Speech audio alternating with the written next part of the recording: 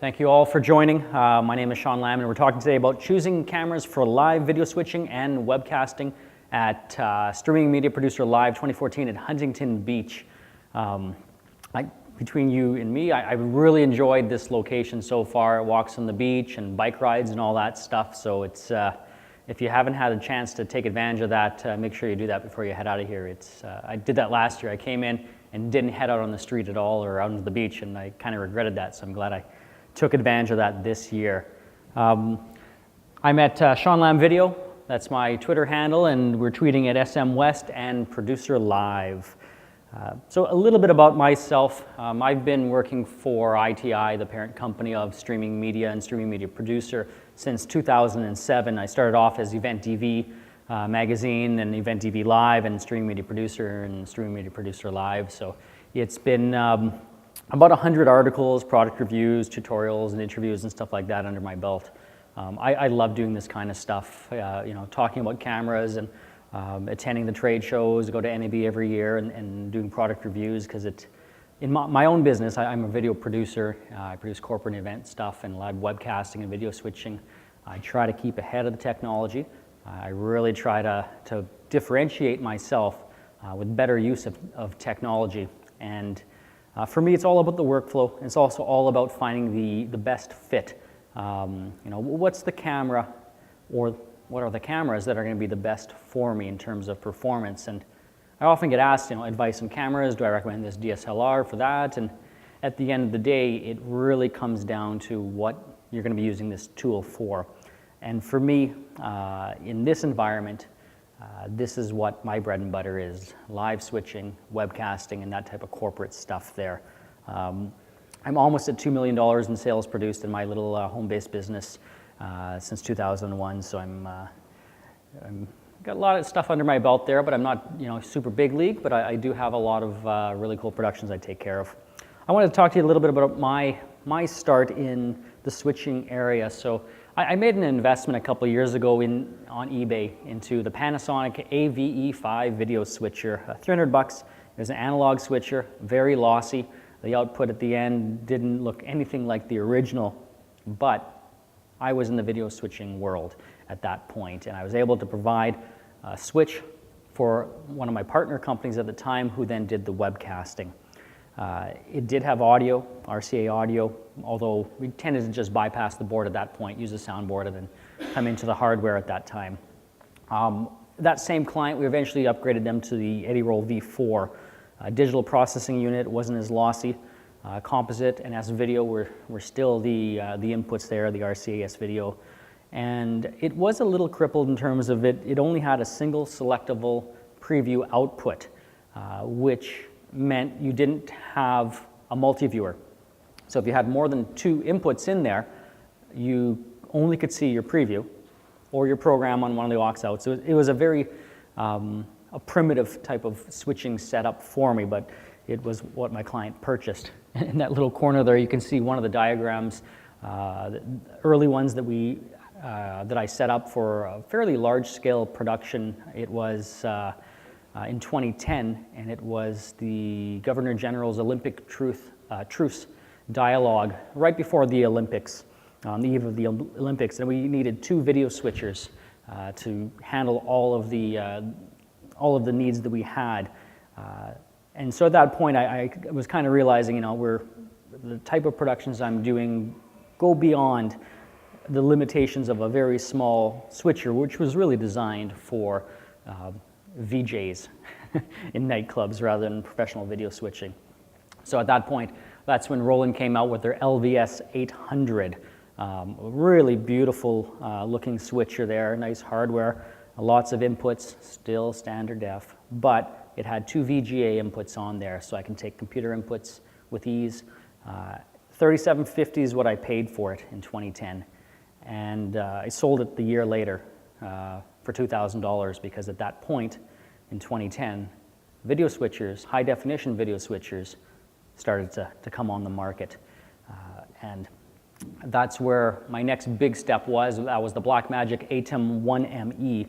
And the reason I'm kind of telling you the workflow here in terms of the switchers, because my selection of switchers and the path here really it's one part of the workflow, and cameras is what we're going to be talking about, but your switcher is an important part in a live switching workflow. It's the most important part. It's the hub, and the IOs, the inputs, outputs, what feeds into it really should be matching what your video camera has. So, for example, an HDMI output out of a camera, which is the standard for most consumer devices and some professional devices, they all seem to have that. That is not a professional standard. It doesn't push in, lock like a bayonet, like the BNC. It's very volatile. It's not what you want in that workflow. So when I moved to the ATEM 1ME, the Blackmagic, it gave me HDMI and HD SDI inputs. It gave me that multi-view monitor that I so desired, because if you're going beyond 2 inputs, you want to be able to see all your inputs live, and you don't want to have to buy a $5,000 multi-viewer, which Eddie Rowland at the time, they did come out with a multi-viewer. I'm sure it didn't get much traction because that market, that standard definition market, and the need for an external multi-viewer kind of went away once companies, including themselves, but other ones started coming in with video switchers with built-in multi-viewers. I really appreciated the aux outputs on that switcher, because I was getting into more complex switches where I'd need at least 2 discrete switches from one switcher. Sometimes it would just simply be a pass-through. A computer input would need to be passed through so that it could be put up on iMag on the screen. Other times we'd need a completely different switch for the screens that included cameras, but then the webcast would be different, and the reason was we didn't want to show the audience participants for the live audience, because every now and again they'd do something crude and vulgar when you were live, and that would go online. So the online version would have audience reaction shots, but the image to the house on the screens wouldn't. And that was one of the things we learned early on, and one of the reasons why I like auxiliary outputs. We know that in the audio world, aux outputs, but on the video world, not everyone knows how to use them and what they're used for, and that's one application.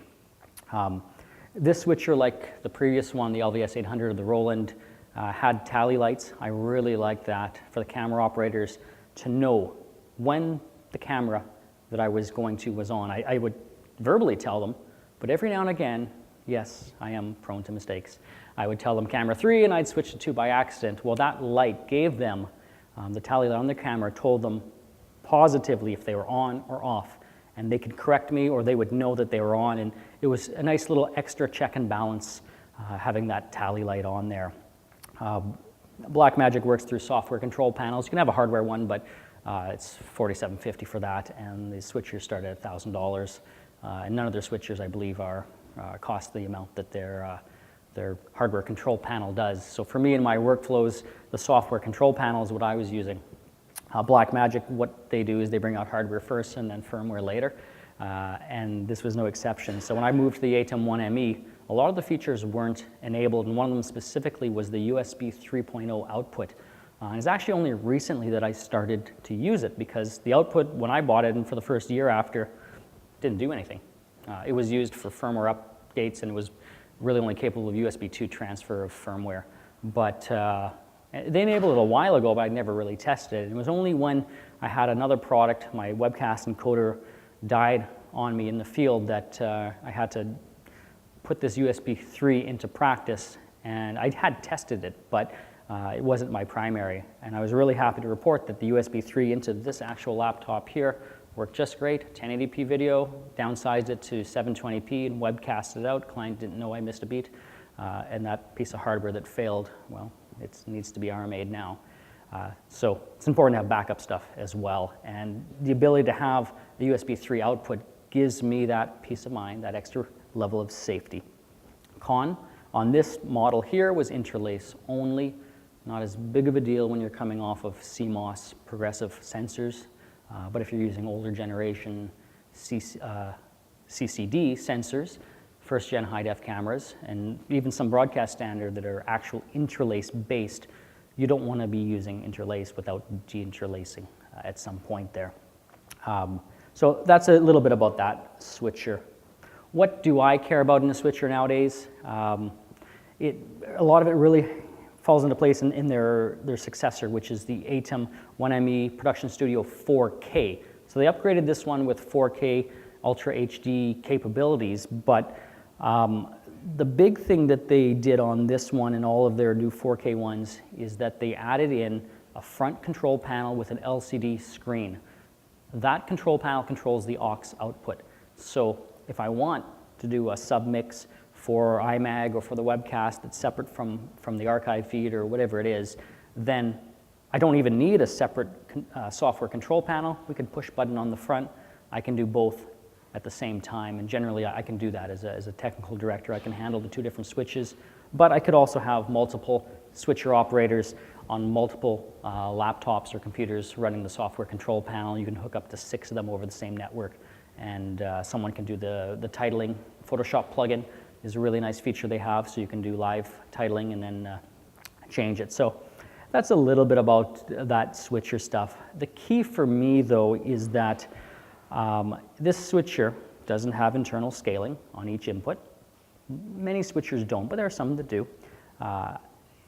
And it doesn't have an affordable hardware control panel. But the internal scaling is important because it means that your camera has to be outputting not only the same resolution, but the same frame rate. And good luck finding a workflow that has all of that in one, because if you're using a slightly older camera, it'll have 60i. If you're using a slightly newer, it'll have 60p, and it's only on some of the higher end models do you have 30p. And for me, 30p is the sweet spot, and sometimes 24, for webcasting, because I don't want 60p. I don't want my computer to have to drop those frames and do that extra processing, and 60p is too much to be webcasting. So I want it to be a 30p. But you'd be surprised how few cameras have that ability to output that 30p off of that HD SDI or the HDMI output. One example for me in my workflows is my Sony FS100 doesn't do 30p, it does 60p. But my FS700, a streaming media viewer's choice winner, and Dion's from Sony here just walked in the room, they won for that camera as one of the reader's choices. The FS700 has that ability to output 30p from the HD SDI. So in my world, where I have a variety of different cameras feeding into my switchers, finding that one common denominator of frame rate and scan can be very challenging, and we still default to 60i very frequently because the switcher, this one, doesn't have the ability to play around with those to scale. You can use external scalers though, and frame rate converters. So that's kind of it about switchers there.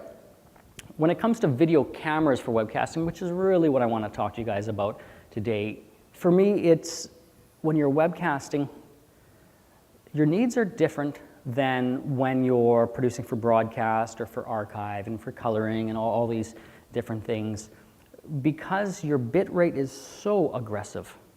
What's a standard, an average 720p bit rate? Any ideas? What would you be throwing that out? Megabits per second.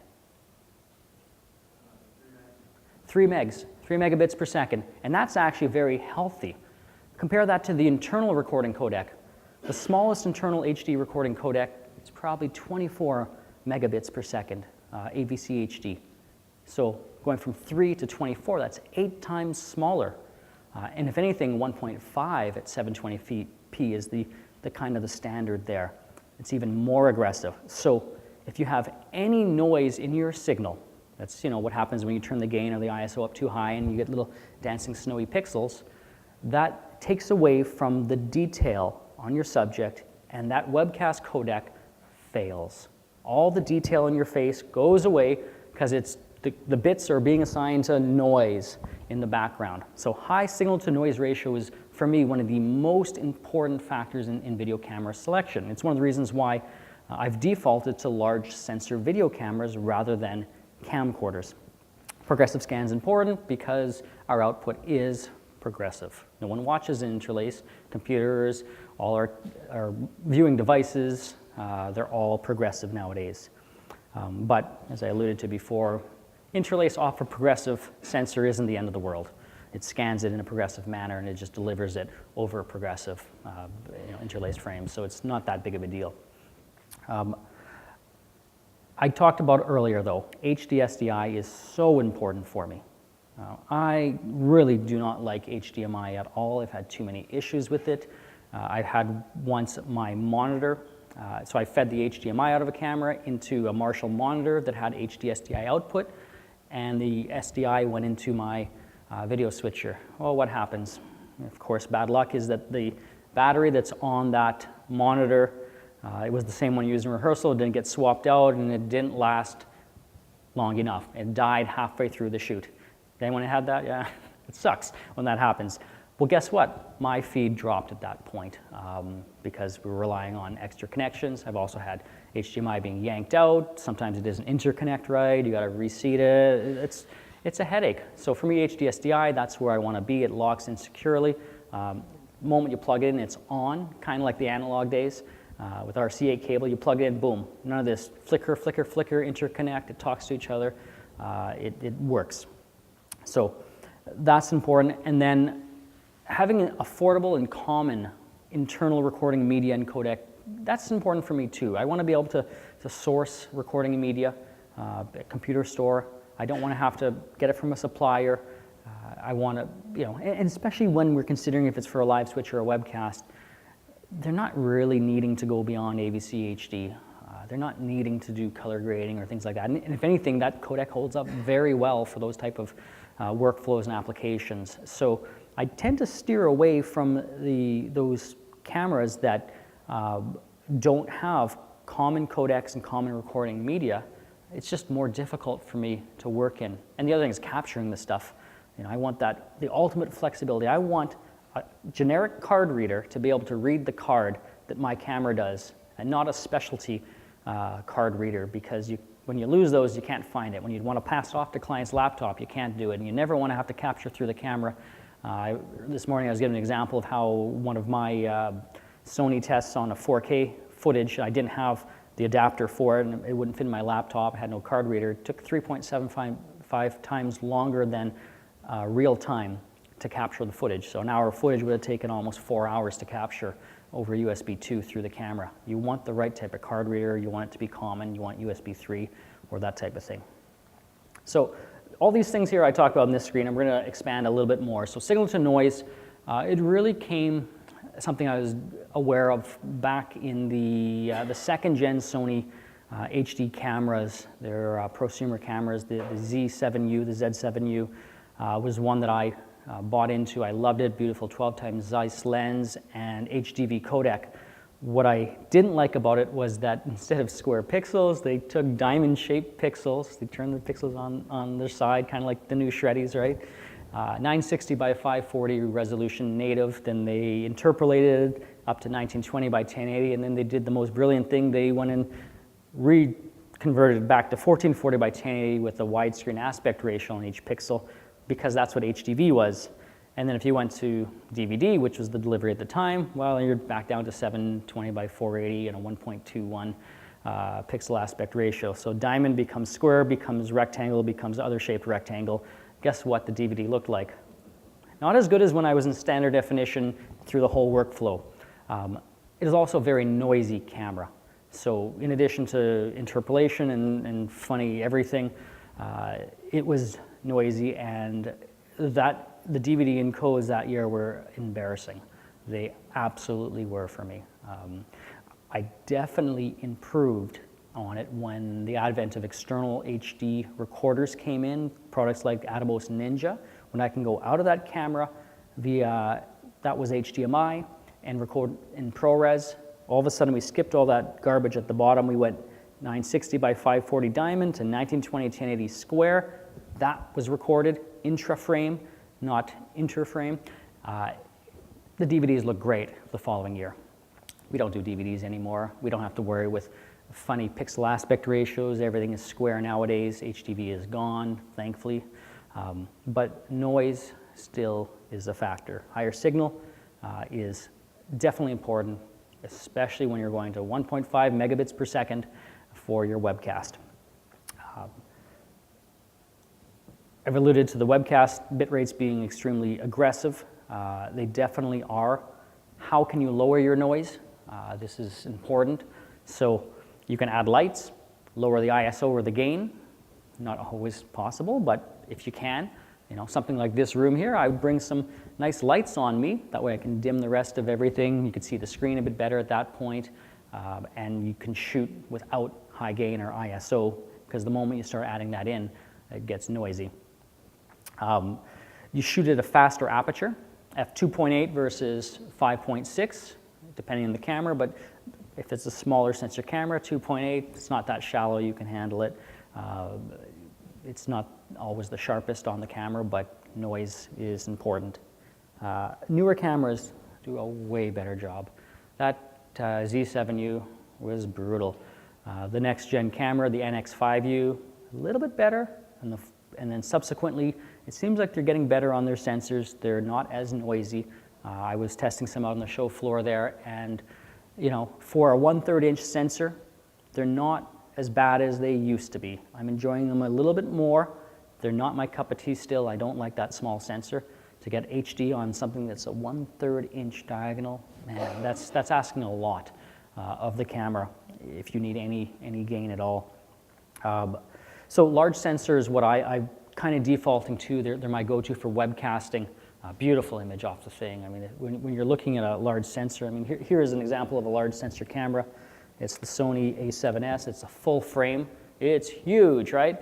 Like that's full frame there. And then the Super 35 mil sensors are kind of the standard nowadays for most HD and 4K. And you know, you're dealing with so much more surface area for the light to be gathered. The individual photoreceptors are way larger, 5 times larger in some cases, and it just soaks in that light more. This camera is amazing that it can go up to 100,000 ISO and be cleaner than that Z7U was only a few years ago. It's amazing. 100,000 ISO. On Canon cameras, you don't tend to shoot in the 10,000 range. It's unusable at that point. This guy does 100,000. It's incredible. Video sensors, I want to touch on that. There are cameras that come out that have photo sensors that are used for video. They're not as good, and they're noisier than a video sensor designed camera. The resolution is one thing. They're not throwing away extra resolution. They just outperform in general. So I tend to stay away from the consumer or the photo-based sensors that have been put into video cameras. Now, selectable progressive outputs, that's important as well. So, you know, HD SDI, when you compare it to HDMI runs, what, 50 feet or so, and then it starts dropping out on you. It's not enough when you're running multiple cameras and a live video switch. And HD SDI, we run 250 foot on a single cable, which is really important. And then if you need to extend that, then you just put in a distribution amplifier or something in between just to, you know, repower it up and send it off. And so I've had to do that where I've run, you know, 500 feet or so, and it holds up just fine. It's a great signal, and it's steady. It works. HDMI friction only, and the interconnect delay when you're that flickering and all that. When you do drop a signal and you reconnect it, I don't like that. It's brutal. Now, cameras will have dual HDMI and HD SDI outputs if they're the right camera, right? Most HD SDI cameras have dual. Most well, it goes without saying, an HDMI only camera only has HDMI. So I never go into the HDMI only cameras. I try to avoid those as much as I can, just because I don't want to use those converters. It's introducing another thing that can go wrong in my workflow. And when you see my connection diagrams and how many different inputs and outputs and things in there, I want to keep it as simple as I can. The more variables you introduce, the more chances you have of something going wrong. So HD SDI is what I'm looking for. Now, recording media, we talked about that. I'm really looking for SDXC, not HC. XC is the one that can have the larger file size. It doesn't have the 4 gig limit. You're not breaking your video files into multiple things and have to restitch it later. So SDXC is the right one, right? Oh, wow, to 2 terabytes. And there are up to, I know there's 512 megabytes. I don't know if there's beyond that, but the spec is, yeah. And that's using exFAT file format. So it works Windows and Mac just fine. Now, this one I've got pictured here, for me, it's a great little sweet spot price point wise. 128 gigabytes, 600 times speed, which is nice and fast. It works out to about 100 megabits per second or probably megabits, but it might be 100 megabytes per second, I believe, on the capture. $85 each for this, so less than $1 a gig at that speed. B&H has a 2-pack on right now for that, so a great little media there. All right, sensor size. Let's talk about that. So smaller sensors start with less information and resolution than a larger sensor. They're just tinier to begin with. They can't have that much information in that tiny space. But they do allow for longer zoom lenses. They're also a lot more compact. I mean, this is an example of a smaller camera. It's nice and tiny here. It has a zoom lens in there. And they can feature better stabilization. When you get into interchangeable lens cameras, this is one example, although it's not one I use in webcasting, it's just the one I brought here. You only have stabilization when you're using a native lens or an adapter that supports it, electronically. And in the case of like Sony FS700 and 100, it's very rare that shooters actually use the native E-mount lens. And not that you always need stabilization, because generally webcasting and stuff like that, multi-camera, you're on sticks anyways, and you turn off the stabilization. But I like my cameras to be able to do more than one thing, because I don't want to have that many cameras. I already own 4 of them. I don't need more. I'm only one guy. Unfortunately with the FS100 and 700, they don't have lens correction yet. Sony promised us that back in April, that the FS700 would have shading correction, chromatic aberration correction, and geometric distortion correction. It's available in their photo NEX cameras. This camera supports it already, and their FS7, their newest large sensor interchangeable $10,000 camera, supports that.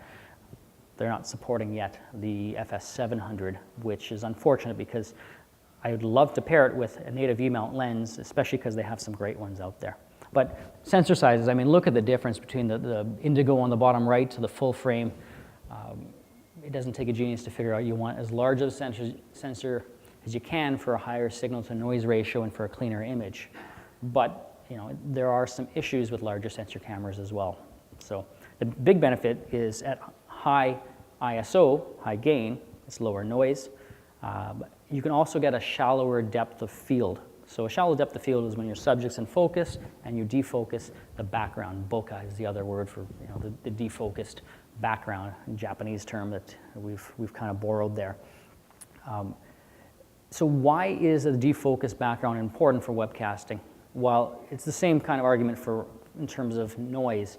If it's defocused, there's not much detail. You don't have to allocate that many bits to it. Not that you allocate it. Those algorithms take care of all that fun stuff.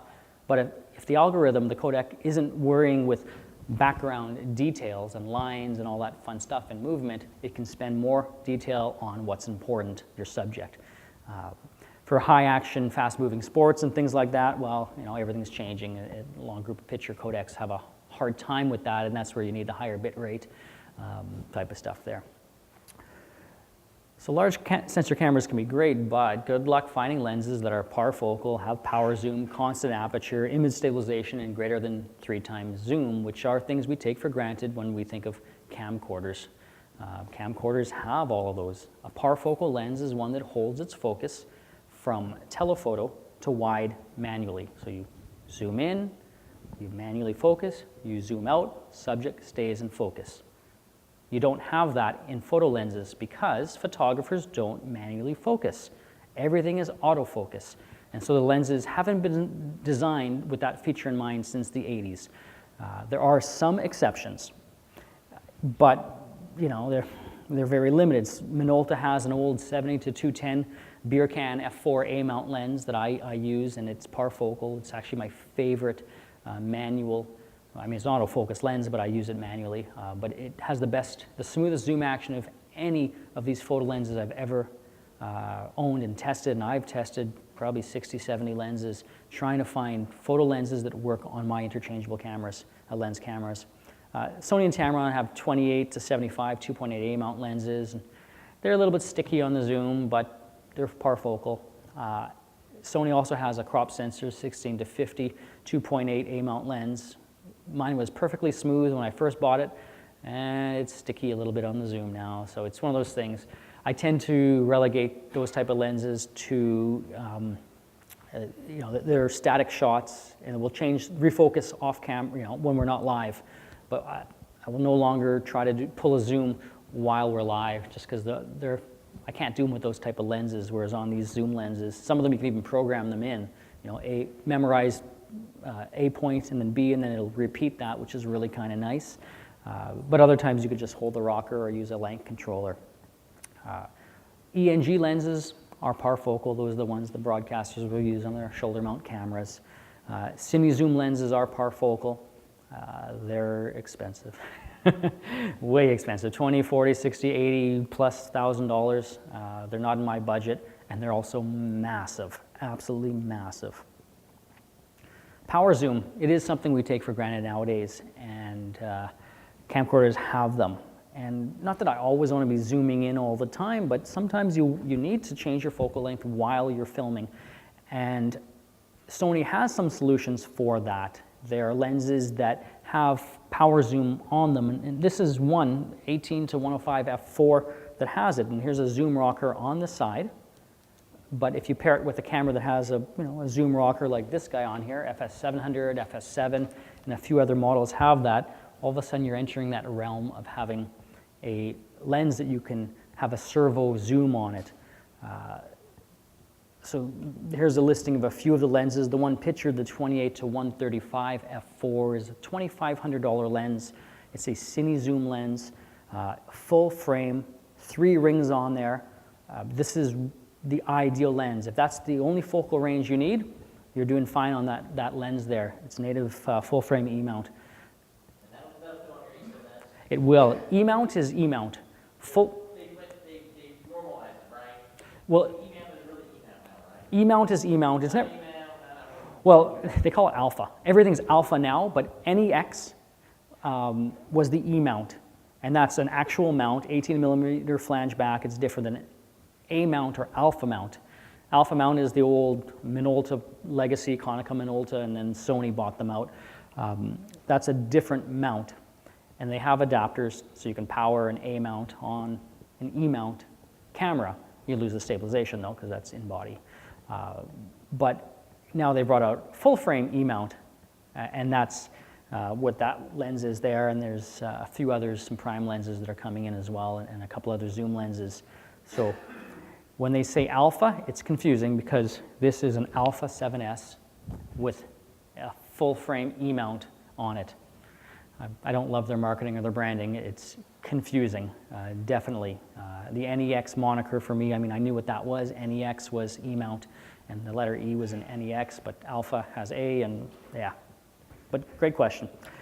Constant aperture is something else I look for in a zoom lens. And so what constant aperture is the ability to zoom through the entire focal length range on a lens without the lens ramping or stopping down. So if I'm at 2.8 at wide and I zoom in, I want the lens to be at 2.8 at the end. I don't want it to lose light, the f-stop to close down, because then I have to open the iris or adjust the gain while I'm zooming in. It gets really confusing. So, a lens that has a constant f-stop, it's easy to figure out which ones. On the lens itself, it'll have one number, f2.8 or f4. If it isn't a constant aperture lens, it'll have a range, f3.5 to 5.6. And those ones, what it means is at wide it's 3.5, you zoom in, it's 5.6. The only exception to that rule is Sony E-mount. Sony E-mount lenses have an electronic aperture. So I'm lining this all up to be Sony the perfect solution, but they're not there yet either, right? Especially because the FS700, they haven't upgraded the firmware to actually use E-mount lenses, which aren't designed, as I said before, for chromatic aberration, lens correction in terms of shading, and geometric. So 3 big flaws mean that I can't use this beautiful lens on my $8,000 what I paid for FS700 because it looks really funky. But I can use it on this camera because this camera has that newer firmware that corrects for those 3 things. They're trying to design these lenses with those corrections in mind. They know they're going to be doing that in camera, and to keep the cost down and to focus on sharpness rather than these other 3 characteristics that are massively important, but they know they can fix later. But they need to support those past workflows. So Sony E-mount lenses have electronic apertures, so if you, at wide, stop the lens down to the biggest number, the smallest aperture there, so 5.6 for example, at wide you zoom in, it'll hold that 5.6 through the entire zoom range. No other lens works like that. A Canon lens will not do that. It will ramp down. It's not electronic aperture, it's a manual. The same is not true if you start the lens at 5.6 and zoom out. It won't stay at 5.6, it'll go 3.5. So set your aperture at wide and then work from there. It'll hold that constant aperture. What's the downside of that? Your aperture is starting off at a big number, small opening at 5.6. It may not be what you want. Image stabilization, I alluded to that before. If you don't have the same lens mount that's powered with the same body, you're going to lose that stabilization. It may not be important for your workflow. It's not in most of my workflows. But for something like this, where I'm going to use this handheld, I want stabilization. So I've paired that with an E-mount lens and not with the A-mount lenses that I own and use with an adapter. Canon C100 is a common similar large sensor camera, and with a Canon EF mount lens, it has that stabilization. And if you use a Metabones to E-mount adapter, you can gain that stabilization because that adapter has power to the lens, and the lens has stabilization if you have a supported image stabilized Canon lens. So, and I don't think there's any workflows of Canon A-mount to E-mount lenses that are stabilized, because they tend to disable third-party lenses that have stabilization in other mounts like Tamron and Sigma and all that. The big limitation with large sensor lenses, ones that are good for video, is that 3x zoom barrier. Most lenses only have a 3x zoom on them. A 28 to 75, a 70 to 200, 24 to 70, that's all 3x zoom. When you look at camcorders, you go anywhere from 10 times is probably the smallest zoom you'll see in a camcorder, up to 25 times zoom. They might not be constant aperture through the entire zoom range, but that gives you a nice wide and a super telephoto, and in something like this environment here, if we were in a larger room, you might need more than that 12 times zoom range. You might need a 20 or 25 to get a good close-up on your speaker. So breaking that range can be hard in a single lens. It doesn't mean you can't have additional lenses and you're swapping them as need, and you have multiple cameras, and that's part of the reason you have multiple cameras. One covers wide, one covers a medium, one covers a close-up. You put them in different spots. But there are some exceptions to this 3x zoom lens limitation, and the common one on Sony is their 18 to 200 f3.5 to 6.3. It's their the stock lens they have on the FS700 and 100, and they now have a power zoom model. It's not the fastest at 6.3, but it does have a 12 times range. Canon has the 24 to 105 f4. It's kind of their go-to lens on a lot of their camera bodies. It's an f4. It's a great little lens, very common out there. This is a power zoom lens, 18 to 105, and then the 28 to 135 f4, the big guy. So, those are some examples.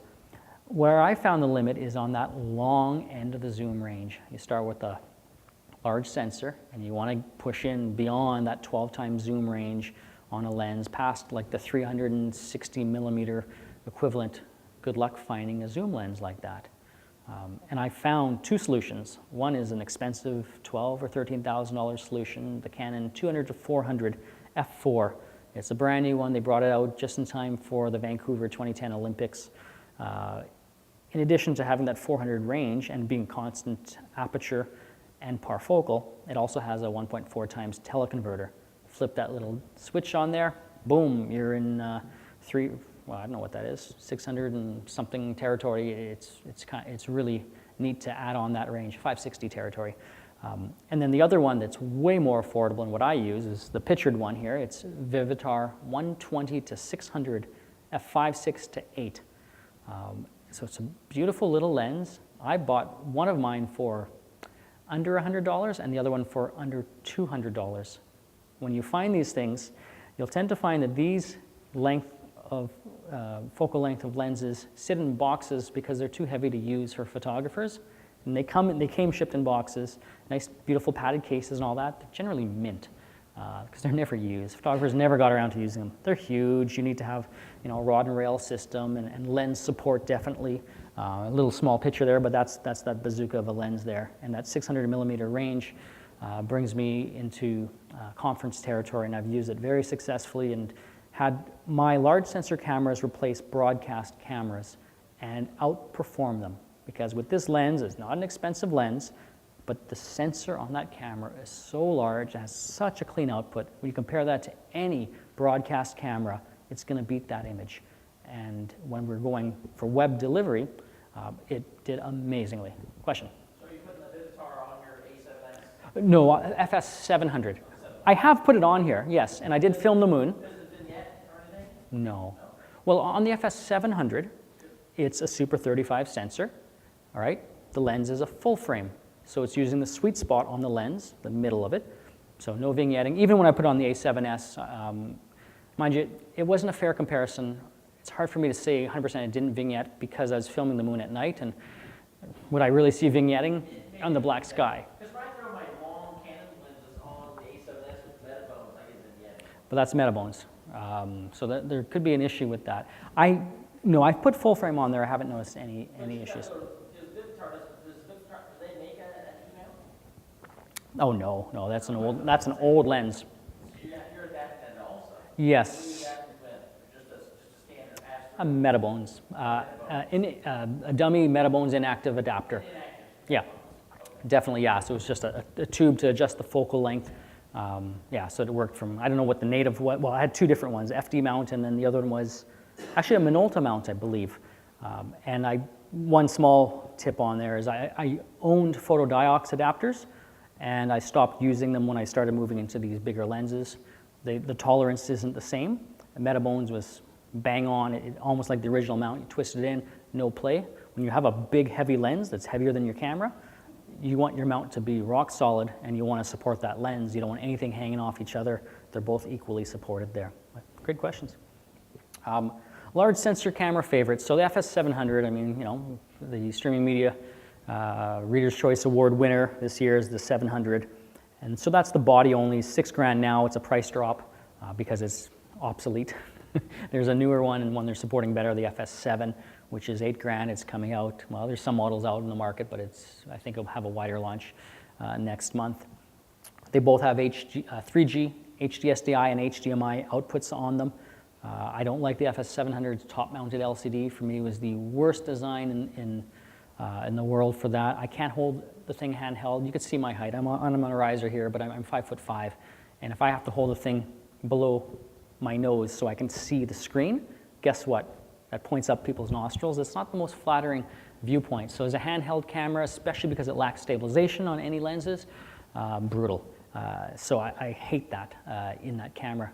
The ironic thing is their prototype, when they first launched or teased the FS100, it had a side LCD. And then when they released it, I guess they focus tested with cinematographers, and they all seem to be leaning over cameras on rails and stuff, and they just seem to accept the fact that a top mount wouldn't be that horrible, but for me it's brutal. So they fixed it in the FS7, the newer one there.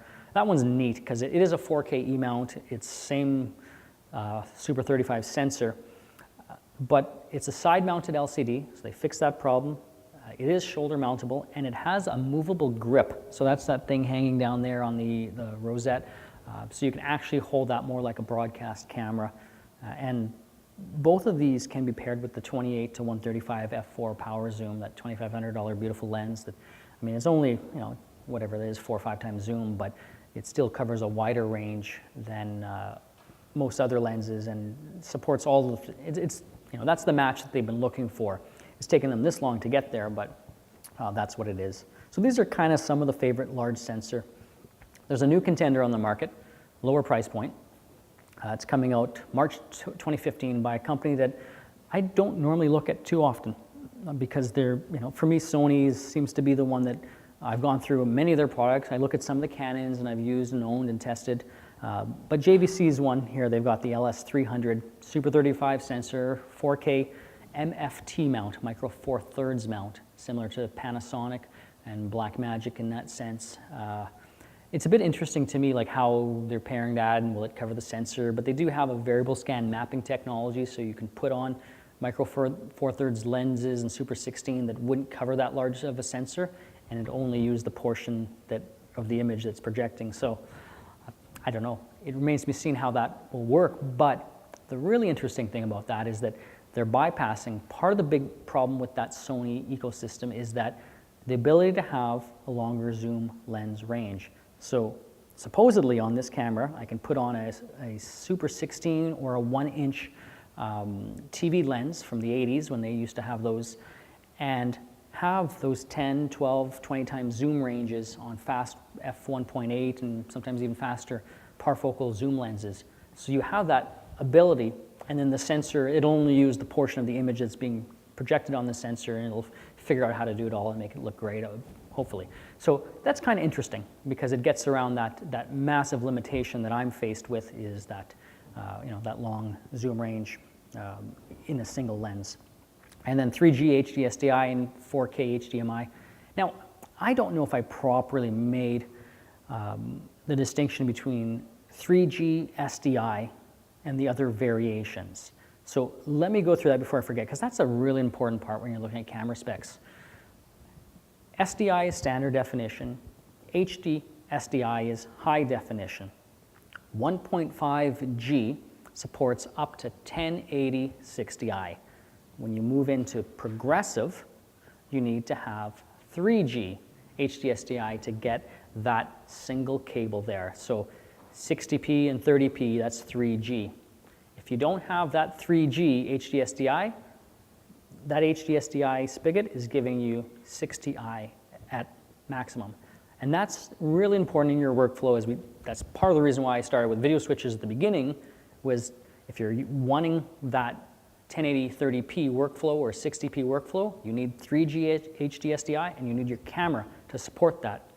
Otherwise, ironically, the workflow to get that is sometimes the HDMI will be capable of giving you the correct progressive output, and then you have to convert that to HDSDI, which, when I think of one specific example of a camera that does that is the Canon XA20 and the XA25. The 25 is the HDSDI model, but it has only 1.5G.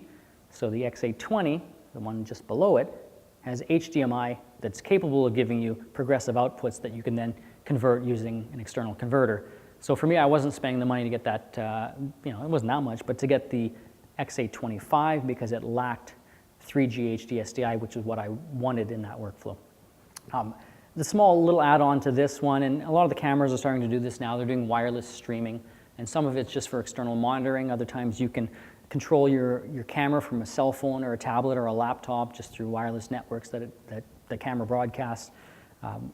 But this one here has the ability, JVC has, to plug in wireless streaming sticks, LTE sticks, or connect to a wireless network and to push to an RTMP or a Ustream or a live stream for webcasting. It's a single camera only, no video switching, but sometimes that's all you need. And that's kind of cool to have that built in. Because an external, a small little thing like a Teradek cube, those are over $1,000 for those things. I think almost 2,000 for that. They've got smaller models, VidiU. Teradek VidiU is 700 or so, but to have that in camera without any extra, financial output, that's kind of neat. So those are some of the large sensor ones. Now, I've compiled a couple small sensor cameras under $4,000 that I put on this list here. What's important to note between them is that the form factor is different. There are some differences. So the larger cameras tend to have more features. All these cameras have HDSDI out, and they all have XLR inputs. Those are kind of the two big standard IOs that I look for. They don't all have the 3G HDSDI output, so that's something sometimes the specs don't even say, and you got to really look hard to find that. But when it comes to size, the smaller cameras definitely are missing features. So this is an example of a small palm quarter. How many rings? 1. How many do we want? 3. It does have an extra dial here for iris, I believe, so So this one is shared between zoom and focus. There's a switch I can do, and at the end of the day, it's not the end of the world because put it on focus, use the rocker or an external controller for zoom and iris down there. So as long as you're aware of those limitations, you could be okay in some implementations, but other times, no. So let's talk about these two models here. So the GY HM200, $3,000, that's the new model, 2015, February, it's coming out. The sensor is 1/2.3 inches, and these fractions get really confusing when you have a decimal in the denominator of a fraction. It throws me for a loop a little bit, and I know numbers, but you know, that's slightly smaller than a 1/2 inch, which is a decent size, but it's a single sensor. So it gets really challenging to compare. The old school way of doing it was taking the image from the lens, beam splitting it through a prism, and then having 3 sensors, one for red, one for blue, one for green. And there's still cameras that are made that way, but photographers don't do that. They have a single sensor. Large sensor cameras don't do that. And so I've talked at length with Sony about this and saying, well, which is better, you know, what are the pros and cons and all that stuff, and yeah, at the end of the day, you got to look for yourself and decide. There's potentially a little bit of a color loss when you're going with a single sensor. Like it's having to do a debayering method. So it's not sampling each color, it's sampling red, blue, and I think calculating what's missing for the green. But each pixel for sharpness and detail is there regardless of the color. The other way, you're optically splitting, which, you know, that's a lossy. It's optical, but it's still a lossy process in some ways. But you're using tiny sensors now. Your colors may be better, but you know, they're just different. So this is a single sensor, a huge 24 times dynamic zoom in HD mode on a 12 times lens, which is kind of neat because they can take the sensor and say, all right, well, I need a bit of extra push in there, so it zooms on the sensor. And a lot of cameras are coming in with that feature. So it's not the old school way of when you did digital zoom and you just made the pixels bigger, because that's horrible. This is sensor-based zoom, and there's additional resolution on that sensor. So if you zoom on the sensor, the image that's coming off is still pixel to pixel, which is really kind of nice. You lose other things from, you know, where things were sampled, but that's this guy here. This one can live stream too via Wi-Fi and 4G LTE. And then the 600 here, it has a sister camera, which is the 650. This is the one that the BBC purchased 500 of when it first came out, and the EBU, the European Broadcast Union, rated as one of their cameras that they liked. It was tier TJ and T2J and T2E or something, but there was 2 different uses that they approved this for. The Sony cameras that were similar, the EX1, which became the PMW 200, actually outperformed it a little bit, but the big thing for JVC was that if the BBC would take this for broadcast, for journalism, and I think it was long form, as long as they used an external recorder, it was a vote of confidence for this camera that it was good enough. At $3,000 to get this camera, 3 1/3 inch sensors and then a 23 times lens. It only has 1.5G HD SDI out, but that's a kind of a neat little camera. Oh, I even put in the notes here. Yeah, Tier 2J journalism internal recording and Tier 2L long form HD programming. The caveat was they wanted an external recorder at least 50 megabits per second rather than the 35 internal. But whatever. It was a vote of approval for this this camera. Let's look at Canon. So I talked a bit about the X820, and this is the X825. So this one's the 1.5G output. It's a tiny little palm quarter, about this size here, and I own the X820. It's a fun little run and gun camera for me. It has a Lank controller. Does anyone know what Lank is? I shouldn't assume. You know? Yeah? It allows for the external zoom that connects. That's right. It's like a protocol, a communication protocol. Exactly. Communication protocol, you can have an external zoom controller mounted outside. This camera does not have a Lank controller. It has a USB multi that goes to a proprietary protocol zoom controller, and so it's one of those things. Sony actually does have some really big controllers you can have when they're trying to studioize their cameras. That's a new term I just coined. But it's not that Lank protocol. So just be aware there are differences. Don't assume everything has a Lank controller. Yeah. So XF205 is the larger brother of this camera, still a single sensor, 2/8.4 inches, which is slightly larger than 1/3 inch. You know, the image is great on these things. The newer cameras have better signal-to-noise ratio and high gain than the older ones did. This one has a dual stabilization built into it. So what that means is that in addition to the optical lens stabilization, it actually has sensor-based stabilization. Combine those two and you get a really rock-steady camera that's a poor man's handy cam. I've zoomed in on these things on a cruise ship, filming dolphins, breaching water at 20 times zoom. Footage was usable. You can't do that you definitely couldn't do that on my FS700. It has no stabilization at all, so pretty cool. Sony PMW 100 for $28.99, so 1/3 inch, 1.5G again, 10 times lens, and their HXR NX5U for $4,000. It's 3/1/3 inch, 20 times lens. This one has 3G HD SDI out. So these are small camcorder options, and then Panasonic has one as well, another 1/3 inch. I think it might be a single sensor. This is 1.5G as well. So you'll see there's a mixed bag of 3G and 1.5G. Now what am I missing? I've talked about large, I've talked about small. What's in between? Yeah, medium sensors. So I think this might be the sweet spot. This is where things are going. This is where a lot of us want to be looking. We look at full frame, we look at the small frame, and then somewhere in the middle in that green row there's 4/3 and 1 inch. Panasonic has their GH4.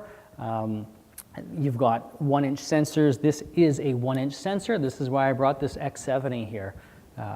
So they, lower noise on this one than a smaller sensor. It is a single sensor, not a prism separated 3 sensor. When I've tested this one at the booth there compared to, I think it was the 200 they had there, so a really nice 10 grand camera. It was a 1/2 inch sensor. I tried to crank that gain or the ISO up to 18 dB and look in the shadows for noise. It was clean. It looked really good. This little guy here. So that's $22.99 for this little thing. I wish they made it bigger. That's my big wish. I wish it looked larger. It just would instill confidence. You could just put air in it. I don't care. I wanted a bigger case on this thing. But that's my feeling on a lot of these little palm quarters. They pack so much in them. Just give me a couple more rings on it, a little bit larger of everything. And it's 3G HD SDI out, 12 times lens. It doesn't have the Lank. It has that USB multi. This one, like the AX100 consumer version that lacks the XLR inputs but is otherwise the same, that consumer version is already 4K internal. This one will be soon via firmware update. And then, so that's Sony. They don't have any regular size camcorders, only the palm quarters and the 1 inch. But Blackmagic has 2 really interesting cameras. These are monitors with a built-in lens mount. So it's their Blackmagic Design Studio Camera HD in 4K, $2,000 and $3,000 for these things. The sensor size is there. They're very similar. 3G HD SDI out, but a 10-inch monitor right facing you. So remember the FS700 where that thing was top mounted? And well, I mean, this thing's not a handheld camera. It's a studio type of camera. But with this mount, you can throw on a variety of different lenses, MFT lenses, Panasonic has them, but you can also throw on Super 16 with adapters and you get in that nice long zoom range in there. So kind of a neat little development. For me, the neat thing I fell in love with, and I was gonna buy these, and then I ended up buying this A7S with that money instead. But what I liked about it was the Blackmagic ATEM video switchers could act as a camera control unit for these cameras. I could do very basic color shading with the DaVinci Resolve style primary, or there's 3 color wheels on there, which is really kind of neat to have that, because all these cameras here I've talked about, if you want to do any color shading, color correction, that's in camera only. The video switcher operator can't do any of that. Well, these cameras can work like that. They also work really well with their studio converter and their camera converter, which are fiber optic cable or optic cable, connectors. So very inexpensive. You can run them for miles, literally, and you don't have to run the HDSDI cable that length, and it has tally and talkback ability built in. So really kind of a neat little setup there. I didn't buy into it. I'm waiting to see how things go there, but affordable. So that's been a look at cameras, choosing cameras for live video switching and webcasting. Thank you very much.